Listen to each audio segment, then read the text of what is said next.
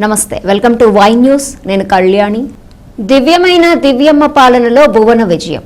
తుని మున్సిపాలిటీపై పసుపు జెండా ఎగరవేయబోతోంది. 3 రోజుల్లో కొత్త పురపాలకులు కొలువుదీరనున్నారు. చైర్పర్సన్ గా నార్ల భువనేశ్వరి, వైస్ చైర్మన్ గా ఆచంట సురేష్ ఎన్నిక లాంఛనప్రాయమే. అధికార వైసీపీ బెదిరింపులకు జడలేదు ఒకే ఒక్కడు. అతడే నార్ల రత్నాజీ. నార్ల దంపతుల తెగింపు ఆనాడు తీసుకున్న నిర్ణయం ఈనాడు అధికార పీఠంకు దారి చూపించింది. నయానో భయానో అధికారాన్ని అడ్డుపెట్టుకొని మున్సిపల్ ఎన్నికల్లో వైసీపీ 30కి 30 బుట్టలో వేసుకుంది. అయితే పురపాలకుల బండెత్తు పోకడలు ఆ పార్టీలో ముసలం పుట్టించాయి. అంతర్గత విభేదాలు కుతకుతా ఉడికాయి. తొలిసారిగా కౌన్సిలర్ నార్ల భువనేశ్వరి తిరుగుబావుట ఎగరవేశారు. యనమల దివ్య గెలుపు కోసం నార్ల దంపతులు శంఖారావం పూరించి తన వంతు కృషి చేశారు. కూటమి ప్రభుత్వం అధికారంలోకి వచ్చింది.